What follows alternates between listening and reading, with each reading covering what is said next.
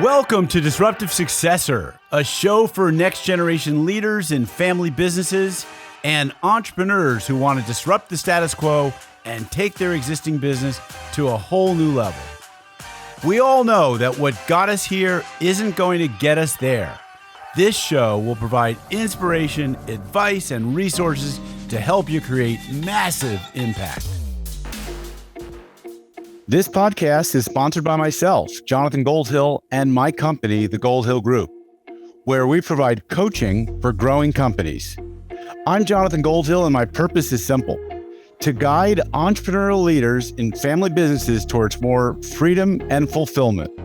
I want entrepreneurs to get clarity around the changes that will make them and their businesses more successful so they can experience the same freedom I've enjoyed in my life. Our proven practices challenge business owners to think differently about their business and how they're running it, and quite literally become game changers in our clients' companies. Learn more at thegoldhillgroup.com website, where you can schedule your free strategy session.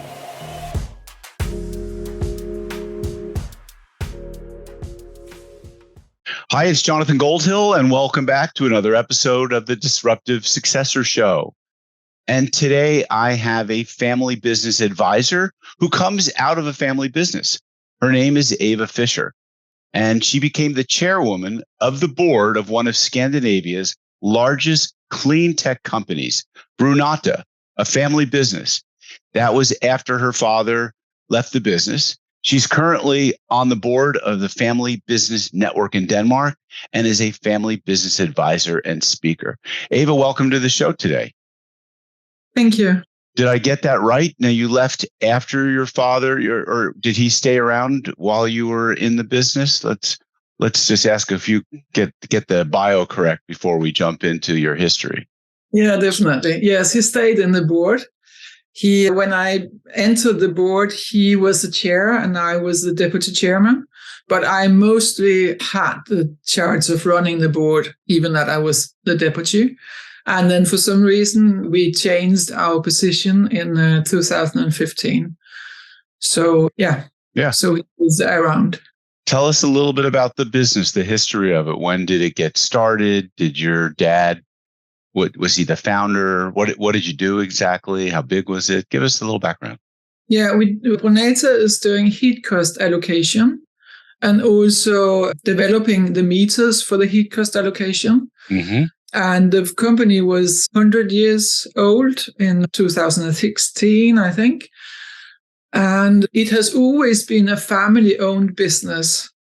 But it didn't come into our family before in 65, where my dad was hired there as an engineer. And then he had the possibility of buying the company in 1990. But he adopted the company immediately when he started working there. So for us as a family, it was always a part of the family, even that we didn't own it. Were you close to the family before that he worked for from 65 to 90? If the company, or if I was like the family that was the owners of the business, while your dad was an engineer, did you have a close family relationship between their family and your family? No, we never met them. Okay, all right. So it was just the company, and we was a lot there. Staying with my dad, having holiday work, or after finishing school work, stuff like that. Mm-hmm. So, and sometimes, when these meters, now they are electronic fully, but before they were manual, and we had ampoules with some liquid in, and sometimes the ampoule machine broke. So then we were sitting in our house back home with our friends and popping the ampoules to make ready for the yearly reading of the meters. Okay. So, and so how big was the company? How many people worked there? In Europe, we were approximately 450 employees. Okay, so very sizable company. Yeah, when I entered in 2009, then I entered like a work, or what you can say. And our turnaround was approximately 300 million Danish kroner, which is maybe something like 40 million euro or something like that. Yeah, exactly. And so what was it like growing up while your dad was an engineer, but adopted the family business as if it was his own? Was there a lot of conversation around the dinner table at night about the business? What was the experience like as a child growing up? Yeah, as a child, it was it was a member of the family, but it was we loved it. I mean, it was not a disturbing member of the family. It became that later on, but during the years, it was a very good member of the family. And it was definitely at the dinners and yeah. And my dad was traveling a lot, so that always, yeah. Did you ever think that you would go in and work for that business? No, I was very sure that I wouldn't. Okay. So you decided your early career was as a sail maker in Denmark, yes? Yeah, the sail making business made me move to Norway. Okay. Yeah, so I moved to Norway in 87. Mm-hmm. And after some years, I started my own sail making business. Mm. And then in, I think, 2005, I found out that, because then at that moment, I mean, my dad had bought the company. We had some succession. We 4 kids owned 15% shares each. And my 3 siblings had started working in the company. And I found out, I tell this because this is very typical, I think, family business. I found out that it would be a better life for me working in Brunata, because being a sail maker with my own business was really extremely hard work, and it was nearly impossible to make money, because most of the sales nowadays is sown in the Far East. So we couldn't compete with the salary. So I decided to close down my company, and I asked my dad if I could join Brunata, because then I thought, okay, then I could work less and maybe have a better, or at least a salary every month, which I knew how much was. And he said, yeah, that's okay. And I said, okay, what do you want me to do? You can choose. And then we had a small sales and service company in Norway. So it was quite natural for me to work there. It was a very small office.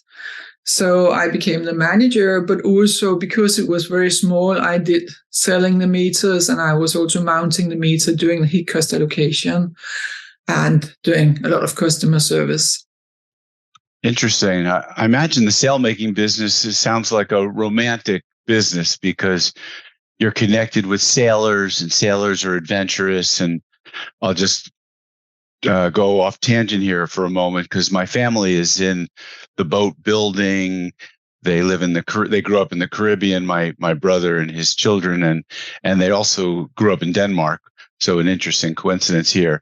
And one went to shipwright school there and has sailed his boat solo at the age of 22 from Venezuela to Martha's Vineyard to go for a job where he worked for a wooden boat building place. And there's something very romantic and alluring about being on the sea.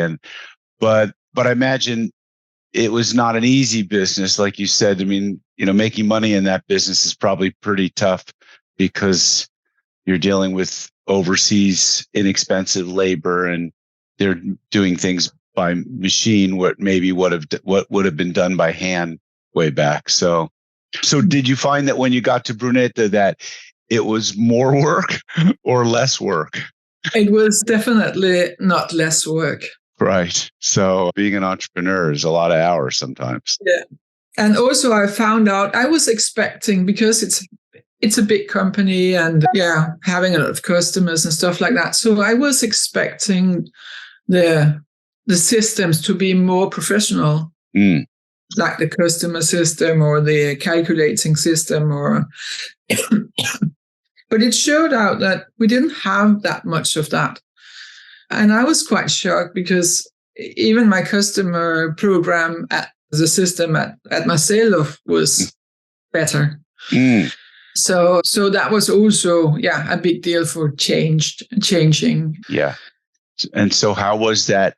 What was that transition like? I mean, was it easy for you to point out the areas where the company needed to be better professionally managed and look more like a corporation than a mom and pop type of a business? It was easy to point out, but not easy to be listened to. Okay, right. And were your siblings involved in the business at this time as well? Yeah, all my 3 siblings was working in Denmark in different departments. Okay. Did they see it as well? And were they resistant to the change, or were they part of wanting to be the change? Yeah, they were part of wanting to be a part of the change, but I saw more of it because I was in a small office dealing directly with the customers. And it also turned out that we had some issues with the meters. And I saw that immediately when we were mounting new systems, and the meters, they didn't start working, but they stopped sending, and we had to do a lot of manual stuff, and we had to change the meters. And my oldest brother became the CEO during this time. Right. And me and him had some issues, and we had big issues. And I think that the biggest problem was that when we were speaking to each other, we saw still each other as siblings and not as colleagues. Yeah. And so when I was like picking on him, complaining about something not working, he was really annoyed with his little sister. That makes sense. Yeah, and we didn't ever come out of that issue. So we had really, really heavy discussions. And it ended up that after some years, I decided not to continue working in the company because it became too heavy. That's tough. And then the day when I went to Denmark to deliver my projects for someone else to take over, my dad asked my big brother to leave the company. Wow.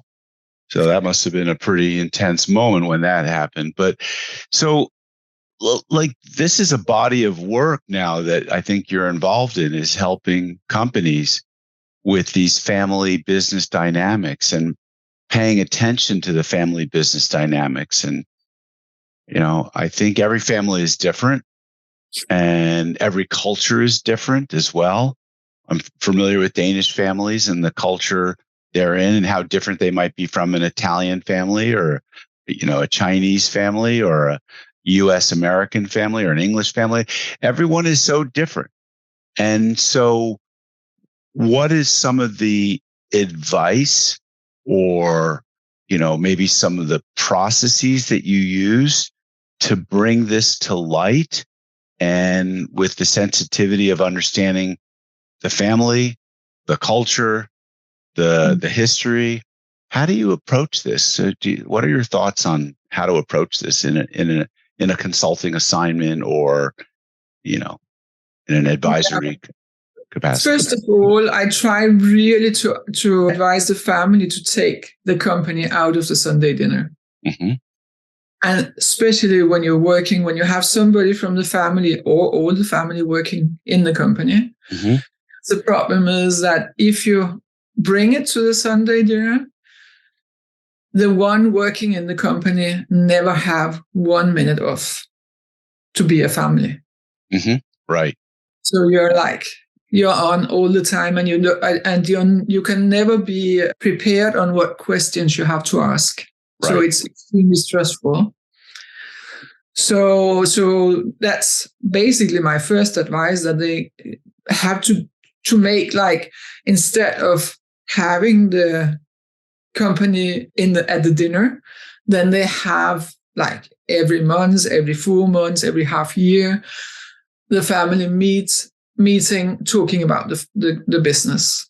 And with a prepared subject, so you know what you're going to talk about, what questions you're you can be prepared to have. So an agenda, yes, Yeah. right, okay, makes sense. And then also contracts, which is quite simple to say because, of course, everybody have a contract. Right. But I'm trying to speak that you have contracts, which is also describing your work, describing your goals, so that you know when you achieve something, when you are a success. Because not having it, you can walk around and feeling that you never achieve anything because it's always complaining at you.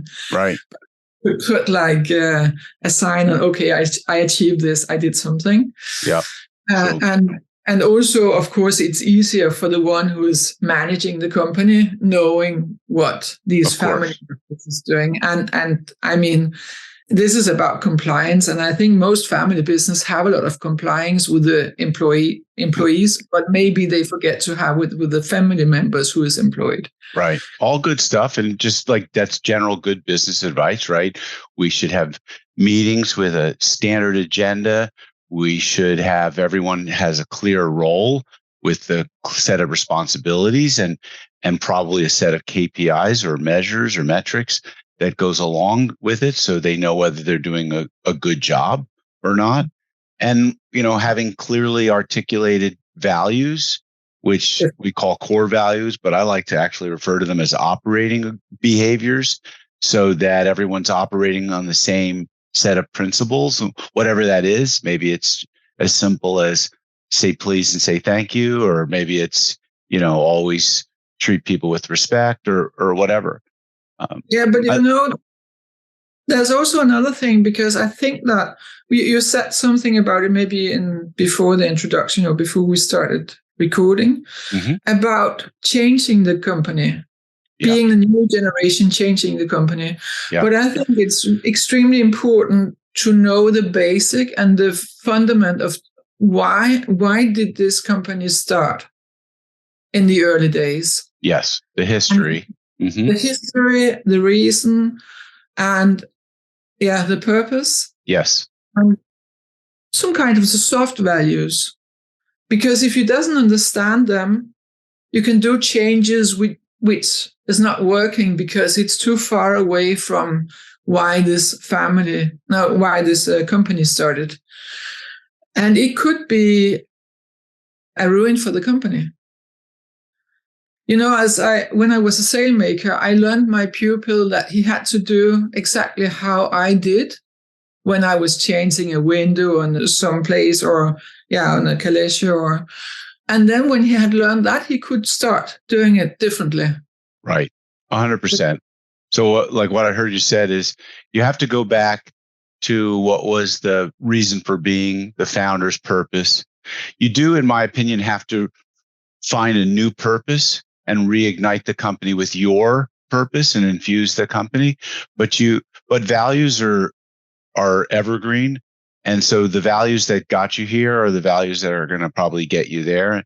And those are just basic operating principles for like a code of conduct almost, like the military doesn't change its values that much over time. They are pretty constant. But so there's got to be an understanding and a respect and appreciation for the way things were done. And until you can't change things until you can fully appreciate how it was done the way it was done. But, obviously we have technology. We can use technology for things like estimating and keeping track of our customers and in our inventory and all that kind of new systems are important because they give us the kind of competitive advantage, or at least, we need them to stay competitive. And I find that those are the areas, Eva, that are difficult for a lot of older people because they're not as comfortable adapting to the implementation of technology. They didn't use them. They probably have some really good workers that have been with the company for many years, and they might be really terrific craftsmen type of folks, but they're not good at this technology either. So there's a change that happens that's somewhat disruptive and is difficult for some of these people who don't adapt to the change. Yeah, but I think basically if they lose the respect from the one who takes over, yes, then it's not going to work.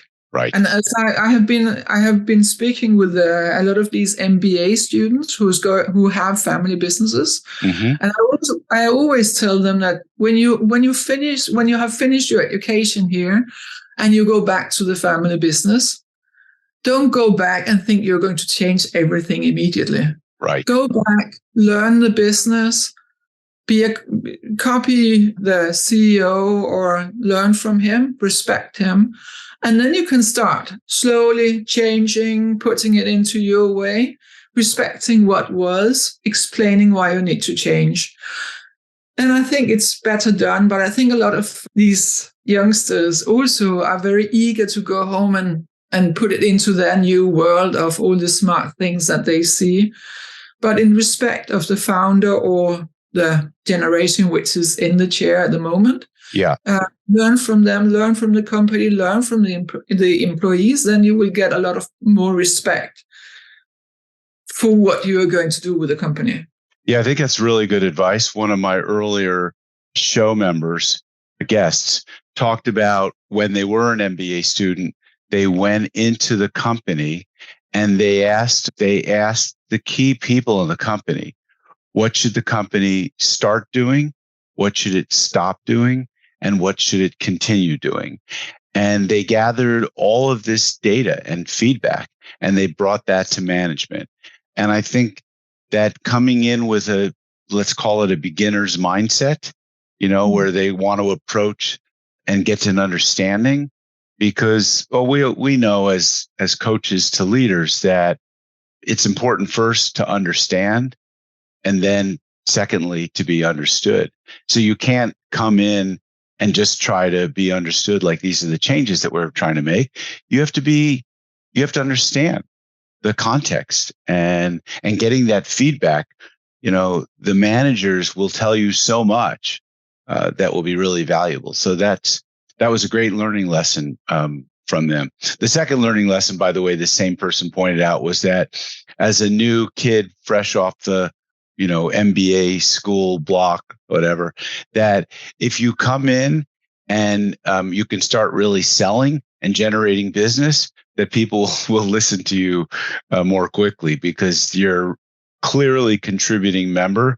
I think it's harder for people that are in the operations area for their achievements to be as recognized because, well, it's easy to recognize salespeople because they bring in a lot of business, and operational people, they save money, but it's not as well recognized. But good takeaway, good learning. So when a part of our changing turnaround history was using the employees a lot. Mm-hmm. I mean, I was very much in front of that. We took two persons from every department, from the product, from everywhere in the company, and we made that a group of people who brought in things needed to be changed, or things needed to be made different, or things needed to just stay as is. Yeah, like a continuous improvement circle that meets regularly. Now, did you have to bring in like outside managers, and what was your experience in that area versus promoting from within? Because I think this is always a challenge, and there's a tendency in family businesses I've observed for there to be more loyalty to the people because they treat them like family because they're the next of kin to the family members, blood family members. But so they have sometimes difficulty bringing in outside managers. I'm guessing they feel like maybe it's a betrayal to their other people that they could have promoted. What was your experience? Because I'm sure you saw a lot of that in a 450 employee company. Yeah, but I mean, after my brother left, we took an external. Mm-hmm. We decided that no one from the family should have that position, right? Because there was enough mess as is. And what we did with the first CEO, then at that moment we had a family board which was like the same people in the management from the family as at the board. And then we took in the CEO. So he was like in between people managing him. He was going to manage. And I think I have tried to figure out, I have spoke to other people being in that situation to try to figure out if it's possible to succeed in that role. I still haven't got the answer if it is or not, but it's an extremely hard situation to be in or to mingle, or what you call it. Yeah. So after 2 years, we also took in external people to the board. Yeah. So we had 3 external people, and my siblings left the board, and I left the management group, and my dad left the management group in Denmark. So that we didn't have any bridges. And then at that moment, it became much more professional and much more easy to run the business and to have professional meetings, not anything changed in a family business dinner. And because that's also what happens in family dinners, it's that you're changing decisions. Right. But anyway, when you do this split and having a total professional board and a professional management in the business, then you have a more satisfied business. And I was still, as I was at the board, I was still working in the business in Brunata, but mostly due to our sales and service companies, which was not in Denmark, because the Danish company was the biggest one and the most focused on, and I was like changing our European sales and service companies. So what is the ownership of the business today, Brunata? Is it, did your family stay involved as owners, and are you on the board, or did you exit the company altogether? We exit the company in 2018. Okay. In 2015, we came up with a great minus. Mm-hmm. And my siblings was quite nervous that if we shouldn't succeed with our turnaround, the bank was a little nervous.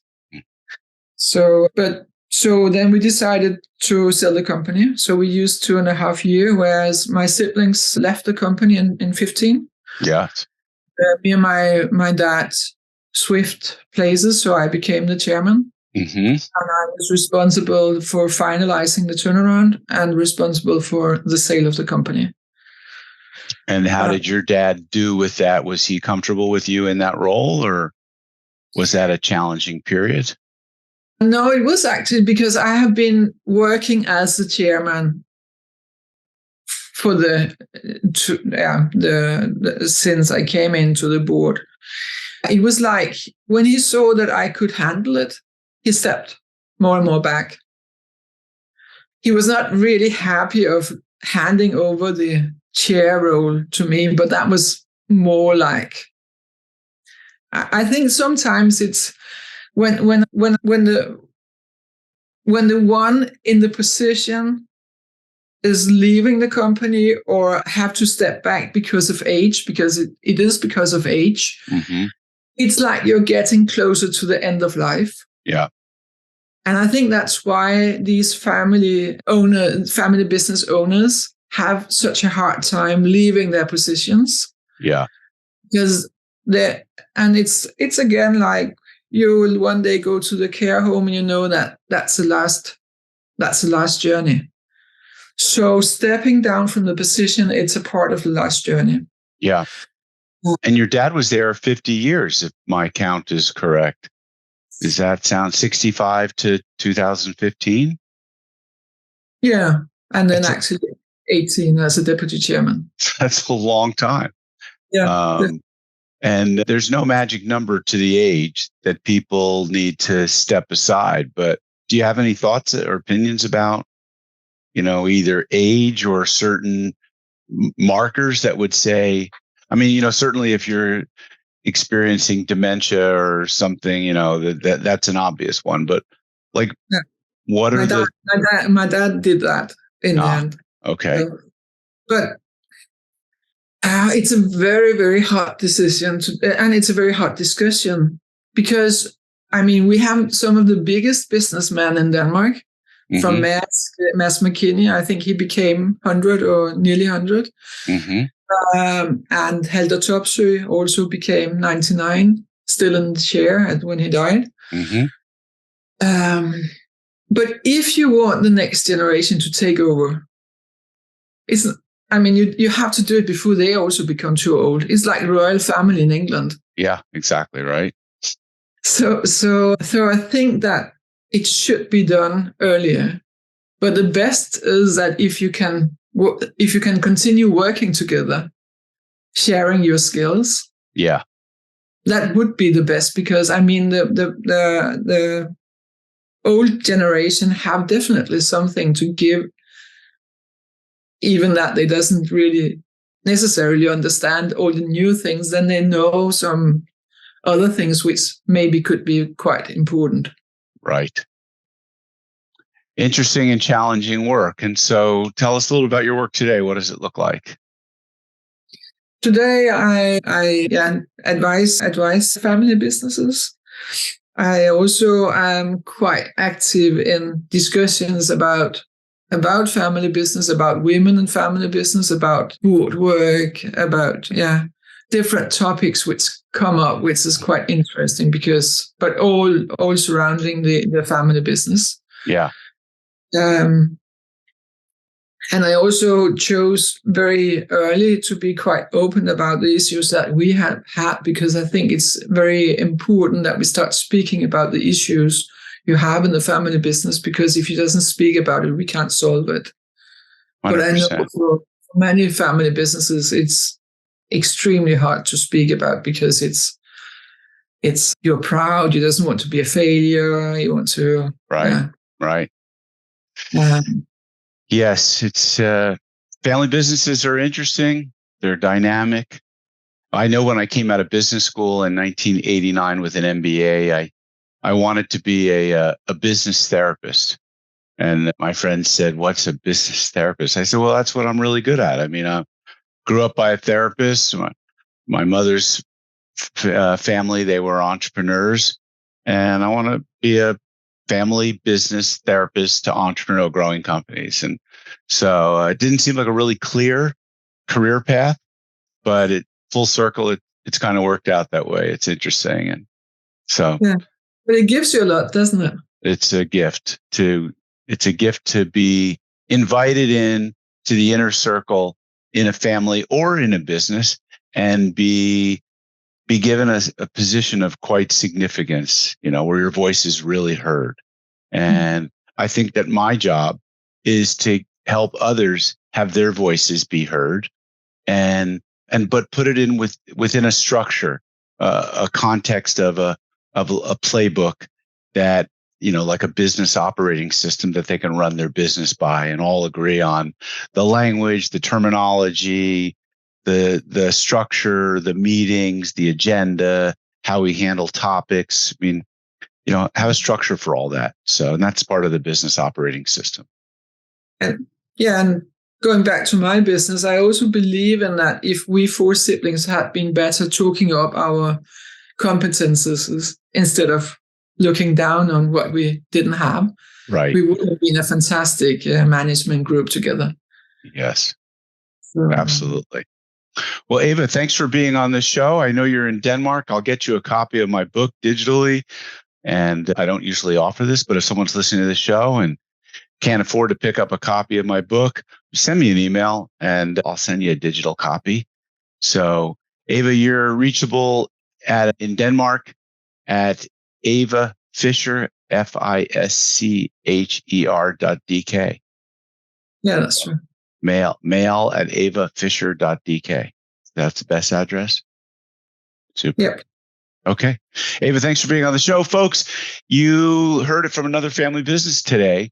And this is someone who's been through the trench, through the experience of the challenges of a family business, and has come out the other side, like so many do, to advise others in their family business. So if you got some value from the show, please share it with others, and give us a great rating on your listening podcast application of choice. This podcast is sponsored by myself, Jonathan Goldhill, and my company, the Goldhill Group, where we provide coaching for growing companies. I'm Jonathan Goldhill, and my purpose is simple: to guide entrepreneurial leaders in family businesses towards more freedom and fulfillment. I want entrepreneurs to get clarity around the changes that will make them and their businesses more successful so they can experience the same freedom I've enjoyed in my life. Our proven practices challenge business owners to think differently about their business and how they're running it, and quite literally become game changers in our clients' companies. Learn more at thegoldhillgroup.com website, where you can schedule your free strategy session.